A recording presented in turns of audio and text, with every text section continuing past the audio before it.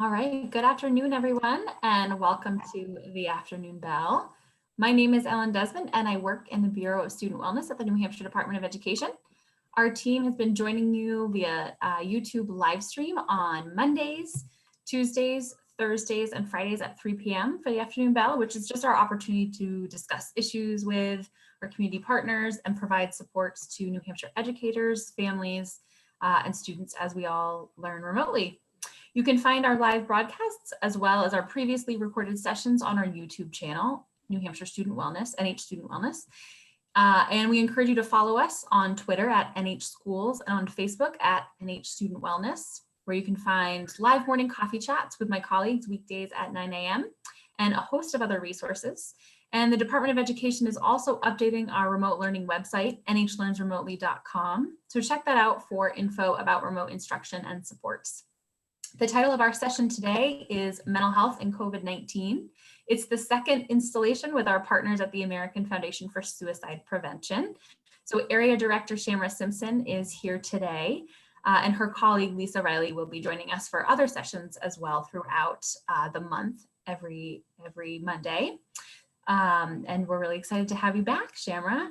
As always, folks who are listening and tuning in, feel free to leave questions or comments in the chat box, and we'll make sure to connect with you either during the presentation or offline. So welcome back, Shamra. Happy Mental Health Month.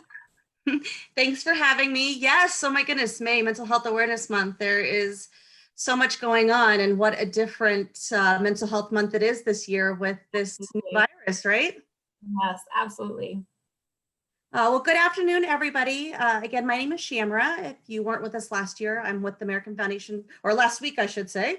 I'm with the American Foundation for Suicide Prevention, and we are amid an unprecedented public health crisis right now.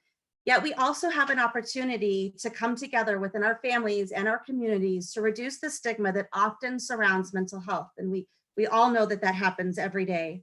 As a local chapter right here in New Hampshire, of a national organization, we have amazing tools and resources to help facilitate dialogue with those who may be isolated and or need a little extra support during this time. So for the next half hour, we're going to talk about mental health. I'll give you some tips on self-care during this COVID-19 crisis and share some tips with you or some additional resources, including some social media shareables and some links to some resources that you'll be able to use in the future. As a reminder, our mission is to save lives and bring hope to those affected by suicide. And we do that nationally and across the country. And we really want to put efforts this month towards supporting everybody's mental health and reducing the rate of suicide in our state. We are aware of the variety of experiences people are having right now, no matter if you have personal struggles, if you're concerned about another family member or someone close to you, or maybe you've experienced a loss to suicide. We know it's time for us to shore up our mental health during this pandemic. Mental health is a key part of our health. Just like we all have physical health, we know we also have mental health. And also, like physical health, we can all practice proactive strategies to take care of our mental health, just like we do and know how to take care of our physical health. It's important to know that the brain is an organ of our body, just like every other organ, like the heart, the lungs, and our health outcomes stem from a mixture of our biology and our life stressors and strategies. Both nature and nurture matter when it comes to our mental health, but we may not have realized we can steer our course toward better outcomes as much as we can when it comes to mental health. And these are the things, some of the strategies that we can do to protect our mental health, whether we have a mental health condition or not. It's important to recognize that about 1 out of every 5 Americans will experience a diagnosable mental health condition sometime in their life. But according to the Centers for Disease Control, 2 out of 5 adults and 1 out of 3 youth will actually get help for those mental health conditions. So we're talking 3 out of every 5 adults who experience a mental health condition will not speak to a mental health care provider. They won't get help, they won't get medicated, and they won't move forward. And again, 2 out of 3 of our youth aren't getting help. We know that depression and anxiety typically do not go away on their own. So it's important to recognize that this is a leading cause of disability in the United States, worldwide, in our state, and it's so important to get self-care and mental health treatment in order to help with our anxiety, depression, or other mental health condition. Just like our physical conditions, we know that there are risk factors that increase a person's risk of experiencing a mental health condition or of even experiencing thoughts of suicide. It's important to recognize those risk factors in ourselves and then to look out for warning signs that may tell us that somebody's mental health may be deteriorating. When we see any of these warning signs, like a sudden change in usual behavior patterns, trouble sleeping or sleeping too much, changes in our mood, anger, temper, withdrawing from our friends, reducing our communication efforts, an increase in the use of drugs and alcohol, or even having thoughts of suicide. These are warning signs to us that something may be happening within ourselves or within our friends and family, and that we may have a problem with the mental health condition, and we probably should do something about that. If we recognize that somebody's experiencing factors that increase their risk for suicide and are exhibiting some of these warning signs, or if we notice it within ourselves, it's important to be proactive and do something about that. Trust our guts and seek help. We can seek help by contacting our primary care provider. We can ask for a telehealth visit. We can visit websites like AFSP or SAMHSA to look for a mental health care provider in your area, to look for support groups. If you or someone you think is having serious thoughts of suicide and may need immediate help, there are emergency resources available like crisis hotlines, contacting 911, or visiting an emergency room. But it is important that when we recognize those warning signs, that we trust our gut, reach out to ourselves or reach out to our friends and family and go to efforts to seek help. This is the time right now during this pandemic to really take extra care of our mental health. So I'm going to share some practical tips that you can use to be proactive or as proactive as possible about your mental health. It's important that we take care of our mental and our physical health. They're interrelated, and we know that taking care of our physical health can also support our mental health. So a couple of strategies, including being more vigilant about getting a good night's sleep. I don't know about you, but I seem to wake up in the middle of the night a lot more often during this pandemic than I did before. But it is important that we are getting a good night's sleep so that we're relaxing ourselves and we're rejuvenating our bodies so that we can support ourselves mentally and physically. It's also important for your self-care to move around as much as possible, going for walks, stretching, yoga, even just walking around the house, having a dance party with your spouse or your children, a visual or a Zoom dance party, and playing active games because they can require creative thinking and get you moving around and energized. There are also a lot of meditation and breathing apps available that you can use for self-care and taking care of your physical and mental health. Breathing exercises, exhaling and inhaling can be remarkably supportive for you. It's also important to drink water regularly. And although I know that it can be difficult sometimes during this pandemic, but it's really important to be limiting our alcohol intake because alcohol can worsen depression over time. Lots of water, a little less alcohol. And then it's important also to follow your doctor's orders for your prescribed medications and your children's medications as well. Check in with your pharmacy to see if they have delivery services if needed, if you're concerned or unsure about going to your pharmacy. But we know that for taking care of ourselves right now, it's important to stick to those medication routines. I know personally, we have a hard time with this in our house with one of our children who struggles with ADHD. He doesn't sleep as well if he takes the pill a little later in the morning. And so we find sometimes that we aren't giving that prescribed medication every single day or during the same time. And we do see that my son struggles a little bit when we veer off of the prescribed course. So I can speak to personal experience that that really is important for us to do.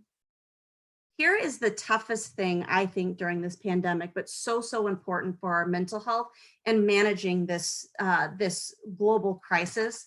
And that's to stay focused on what we can control and start to try to let go of some of those things that we can't control.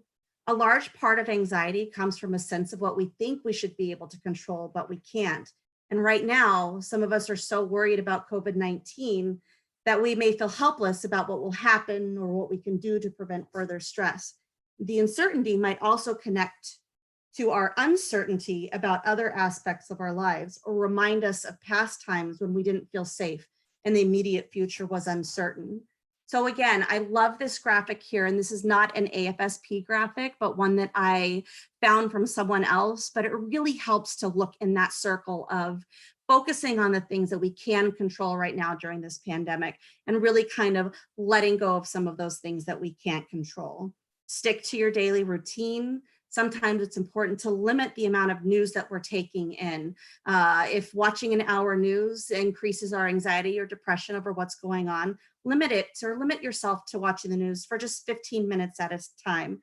Engage in activities that you don't normally have time for right now, like playing an instrument, reading a book, doing a crossword puzzle, doing a jigsaw puzzle, writing in your journal.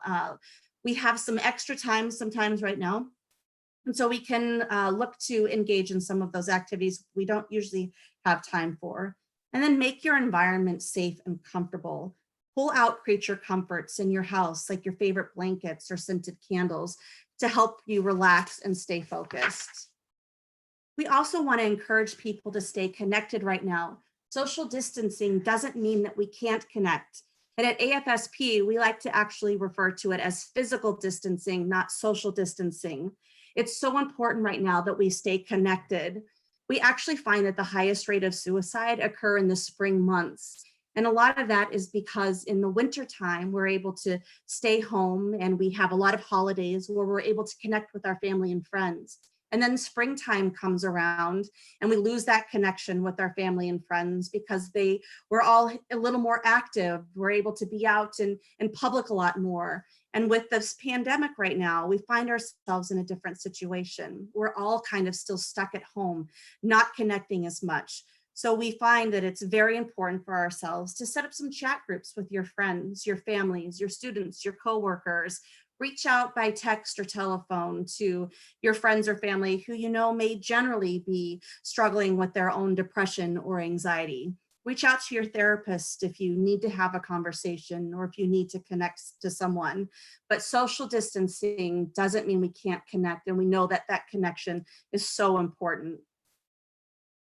We also know it's incredibly important to support children and youth right now during this time.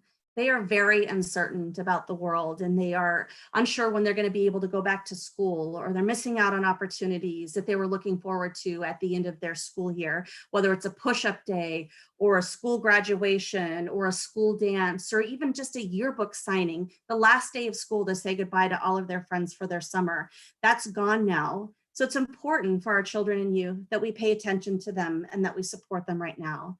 Listen, reassure, and remind them that we're all in this together, that we are experiencing some of the same anxieties that they are, and that we're here for them, and that we need them to be here for us for sometimes too. Create virtual opportunities so the kids can socialize whenever possible. There are now Zoom dance recitals and Zoom dance practices. And I see some kids having group soccer practices, but individually in their own homes by Zoom. The coach tells them what to do and they're able to practice in their yards. Engage kids virtually as much as possible so they still have that socialization with their friends. Encourage our kids to get regular sleep. Continue to eat properly, 3 meals a day at the same time of day that they usually eat, and get plenty of exercise. Get out in the yards, right? Social distancing doesn't mean we can't go outside of our house, and there are plenty of activities for the kids to do outside. And if we do them with them, that gives us an opportunity to provide them some support. And hey, us adults can get some exercise too. We also strongly recommend that we do not overload our younger children with too much COVID-19 information. They might not need to be in the room when we're watching the news for an hour and seeing all of the dangers and the uncertainty around this. And then most importantly for our kids, we definitely want to provide a safe environment for them. And this includes, making sure that they do not have access to anything that they may use to harm themselves if they are struggling right now and having thoughts of suicide or really struggling with their mental health, that they can't get access to medications or firearms or anything else that could be harmful to them. We want to make sure that during this time, you have plenty of resources to reach out to if you are personally struggling, if you recognize that your students are struggling, if your family is struggling. And as I mentioned before, it's important that if you need help, that you reach out and you can contact your primary care provider, a mental health professional, schedule a telehealth visit, or visit a hospital emergency room. There's also the crisis hotline, which is 1-800-273 and the word talk, or 1-800-273-8255. And very important for our youth right now is there is this crisis text line. They don't have to pick up the phone and call somebody and actually have a conversation. I know my teenagers don't love to do that, but they can text the word talk or help to 741-741 and get somebody on the other line to have a conversation with. If your children are struggling or somebody else in your home and you're unsure how to support that individual or how to have the right conversation with them, you can always call or text the crisis hotline for support on helping your loved one. There's also the disaster stress helpline that is available. And if you have an employee assistance program, you can always reach out there. And you can visit the SAMHSA website or afsp.org to locate a mental health care provider that's in your geographic region. We have quite a few resources available through the internet, and I believe that Ellen is dropping those in the chat box so that it will be easy for you to copy and paste these. We have at AFSP a specific website designed for mental health and COVID-19. And you can see the website there on the screen and in the chat box.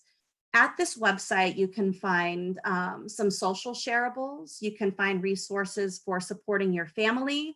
I believe we even have some resources where you can pull down some mental health coloring pages that you can share with your family. Messages from our CEO, messages from our medical director, but there's so many resources available on this website to support you and your efforts to protect yourself during this time. I think that we have an amazing communications department to create the cutest pictures and shareables. So I did include a link here that you can visit and download these shareables yourself, and maybe send them to some of your students once a week for the rest of the school year, or a couple of times a week, to let them know that you are there to support them, and some kind of fun, friendly things that they can read and look at or share to your Facebook page. You can always visit our chapter website at afsp.org/New Hampshire. You can reach out to us directly. And then I did want to let you know also that on the National Association of School Psychologists website, which again is there, if you look under the Crisis and Mental Health Resources tab, they have a comprehensive school suicide prevention in this time of distance learning. So you can access quite a few resources to help you in your virtual classroom to maneuver this remote learning that we know is still feeling like a very new thing and not easy for teachers, educators, or our students either.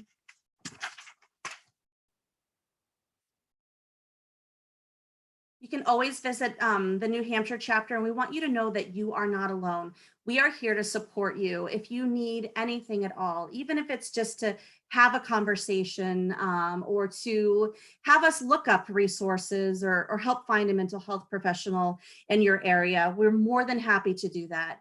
Lisa Riley can be reached at the email address on the screen now. She's our board chair and again, the founding member of our chapter. Then you can always reach out to me as well as the staff person for the chapter. And I'd be more than happy to take a phone call or do anything that you might need.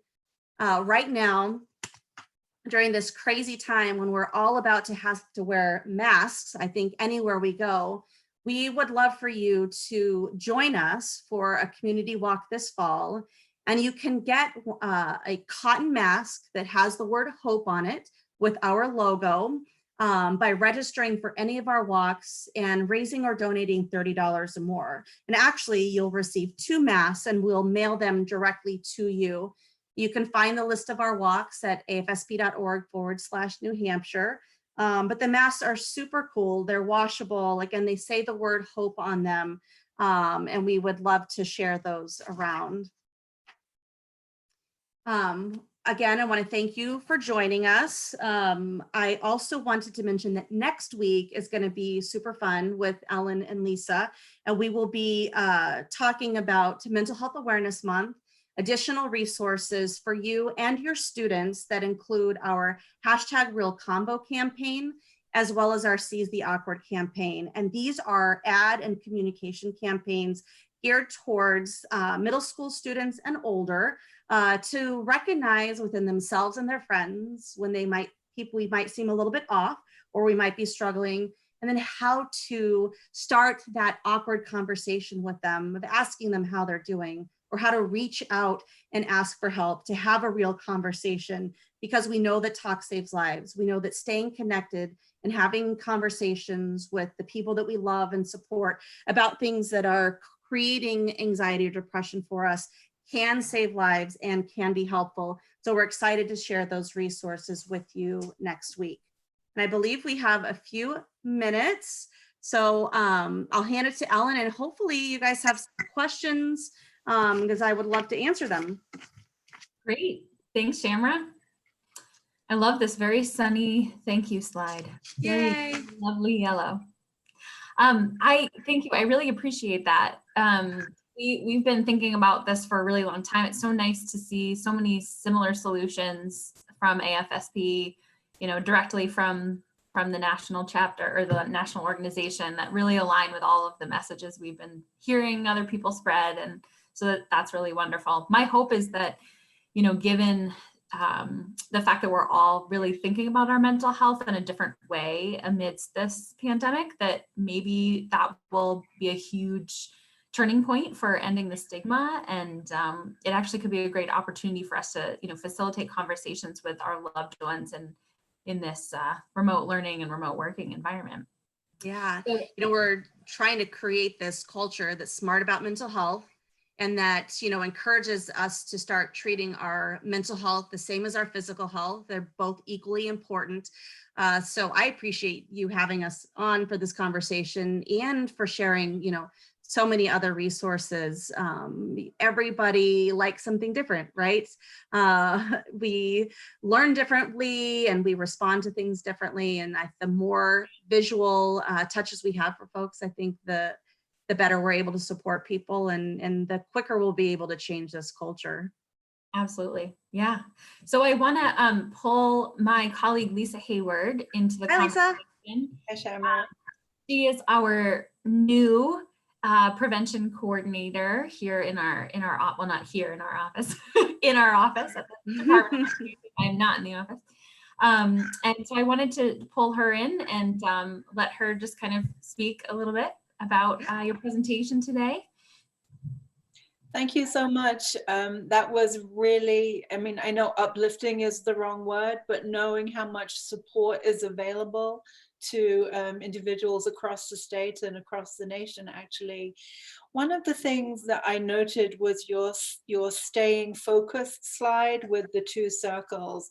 And as I was looking at it and reading it, it occurred to me that we have so much dialogue internally in ourselves when we're talking to somebody who's not feeling well physically. So I can look at Ellen, or I could look at you and say, hey, you don't look like you're feeling well today. You're pale, you're sleepy. Is something wrong, and how can I help you?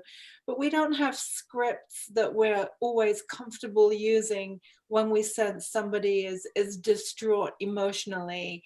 And your slide really focused on bringing people back into that inner circle of things they can control.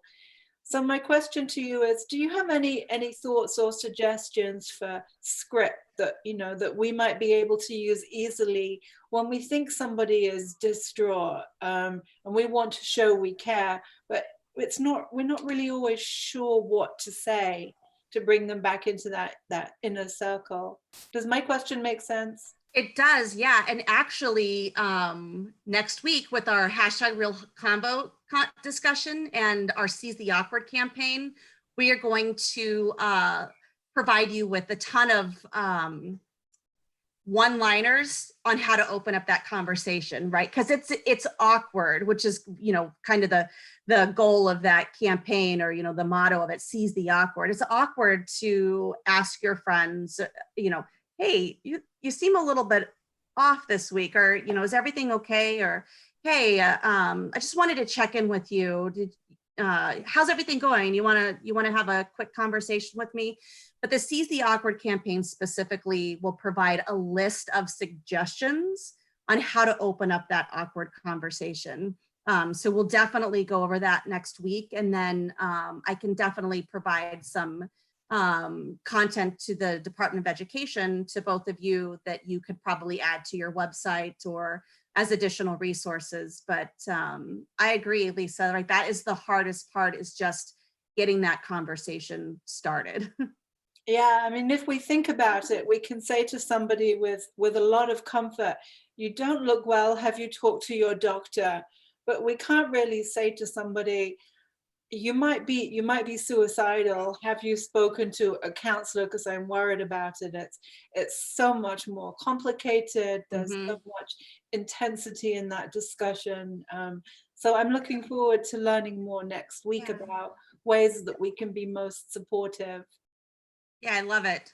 Right, because we definitely need to open up the conversation, and then we'll definitely provide some tools on, you know, if that conversation elevates a little bit, how to ask that direct question. Are you having thoughts of suicide? Or, you know, sometimes when people experience what you're going through, they have thoughts of suicide. Have you thought about that?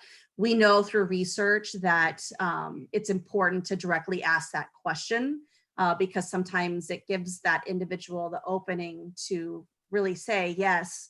And we know that can be a lifesaver. So I'll be looking forward to that conversation next week.